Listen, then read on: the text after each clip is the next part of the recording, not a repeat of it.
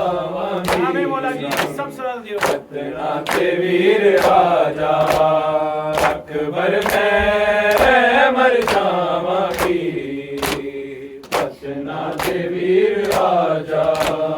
ਕੋਈ ਹੁੰਦਾ ਮੇਰਾ ਆਪਣਾ ਮੇਰੇ ਹੱਥ ਨੂੰ ਬਣਦਾ ਆਕੇ ਸਿਰ ਦੇ ਮੇਰੇ ਕੋਈ ਕਦੀ ਸਾਇਆ ਕਰਦਾ ਖਾਕ ਤੋਂ ਮੈਨੂੰ ਆਪ ਉਠਾਂਦਾ ਤੇ ਕਹਿੰਦਾ ਤਖਤ ਤੇਰਾ ਜਾ ਅਕਬਰ ਮੈਂ ਮਰ ਜਾਵਾਂਗੀ ਵਤਨਾਂ ਤੇ ਵੀਰ ਰਾਜਾ ਅਕਬਰ ਮੈਂ ਮਰ ਜਾਵਾਂਗੀ ਵਤਨਾਂ ਤੇ ਵੀਰ ਰਾਜਾ ਅਕਬਰ ਮੈਂ ਮਰ ਜਾਵਾਂਗੀ ਵਤਨਾਂ ਤੇ ਵੀਰ ਰਾਜਾ ਮੇਰੇ ਦਾਦੇ ਕੋਲੋਂ ਜੀ ਨੇ ਟੁੱਪੀ ਜ਼ੈਨਬ ਪੁੱਛਿਆ ਭੀੜ ਬਾਜ਼ਾਰ ਦਾ ਮੈਨੂੰ ਬਾਬਾ ਮਤਲਬ ਦੱਸ ਜਾ ਇਸ ਤਰ੍ਹਾਂ ਮੈਨੂੰ ਸ਼ਾਨਾ ਦਾ ਮਤਲਬ ਤੂੰ ਆਕੇ ਸਮਝਾ ਜਾ ਅਕਬਰ ਮੈਂ ਮਰ ਜਾਵਾਂਗੀ ਵਤਨਾਂ ਤੇ ਵੀਰ ਰਾਜਾ ਅਕਬਰ ਮੈਂ ਮਰ ਜਾਵਾਂਗੀ ਵਤਨਾਂ ਤੇ ਵੀਰ ਰਾਜਾ ਅਕਬਰ ਮੈਂ ਮਰ ਜਾਵਾਂਗੀ ਵਤਨਾਂ ਤੇ ਵੀਰ ਰਾਜਾ ਚਾਂਦੀ ਹੋਦੀ ਜੇ ਅਕਬਰ ਤੂੰ ਨਹੀਂ ਮੁੜ ਕੇ ਆਉਣਾ ਐਸੇ ਗੱਲ ਤੇ ਵੀਰਾ ਮਹਾਬਲ ਤੁਸੀਂ ਮੈਨੂੰ ਲਾਉਣਾ ਜਾਂਦਿਆ ਤੂੰ ਹੀ ਆਪ ਬਕੀਏ ਵਿੱਚ ਭੈਣ ਦੀ ਕਬਰ ਬਣਾਣਾ